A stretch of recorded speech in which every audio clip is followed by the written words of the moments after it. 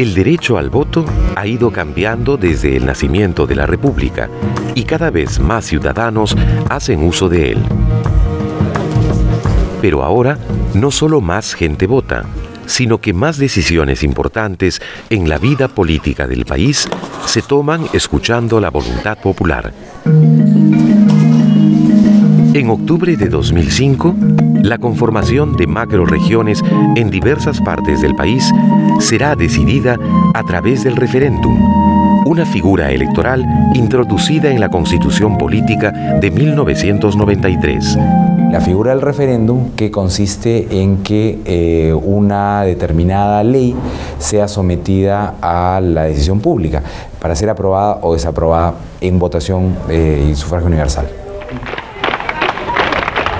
Pero al poco tiempo de nacido, el referéndum también fue violentado inconstitucionalmente por el propio gobierno que lo propuso.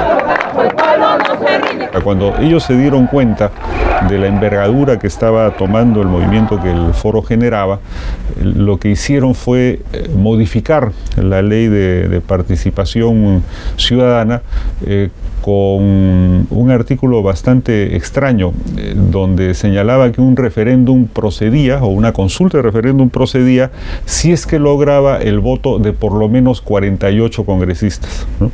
Por supuesto, el número era absolutamente arbitrario, porque lo que habían hecho era contar cuántos sumaban en ese momento los congresistas de oposición, que ciertamente no llegaban a 48. Vargas Marín, no. Solo 45 votos. Y con esto el referéndum sobre la ley de reelección presidencial ha concluido. El Congreso ha dicho no a la consulta popular. La revocatoria de autoridades es otro derecho ciudadano que ahora se ejerce a través del voto.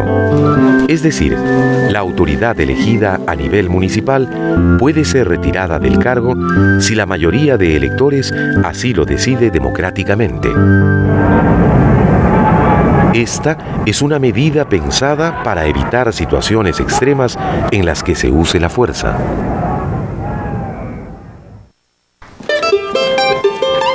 Las elecciones regionales constituyen un avance de la democracia y son una modalidad relativamente nueva en la que se ha introducido el voto ciudadano para la elección de autoridades. Otra innovación moderna relacionada al derecho de sufragio es la observación electoral. Fue gracias al ejercicio de este derecho que el año 2000 grupos nacionales e internacionales pudieron denunciar los atropellos que atentaban contra unas elecciones limpias y justas. Que participaron en el proceso fraudulento. En el Perú, en el año 95, se da el primer caso de observación de elecciones y luego se incorpora esta figura en la legislación nacional, ¿no? Hoy tenemos la figura reconocida y una organización que cumple determinados requisitos puede presentar observadores. Una vieja tradición mantenida a lo largo de los años en el Perú ha sido la designación a dedo de los principales candidatos a una elección. En la nueva ley de partidos políticos, esta inveterada costumbre se reemplaza por la elección de los candidatos en una consulta democrática interna. De acuerdo con la ley de partidos políticos, los partidos tienen que realizar elecciones internas para designar al 80% de sus candidatos al Congreso. Hay un 20% que puede ser designado directamente por un órgano del partido y además tienen que elegir a la plancha presidencial, o sea, al presidente y al primer y segundo vicepresidentes. Esa es una obligación que está establecida por la ley para todos los que quieren presentar candidaturas para las elecciones generales y que tiene que cumplirse incluso en un plazo determinado dirigido por un órgano autónomo dentro del partido.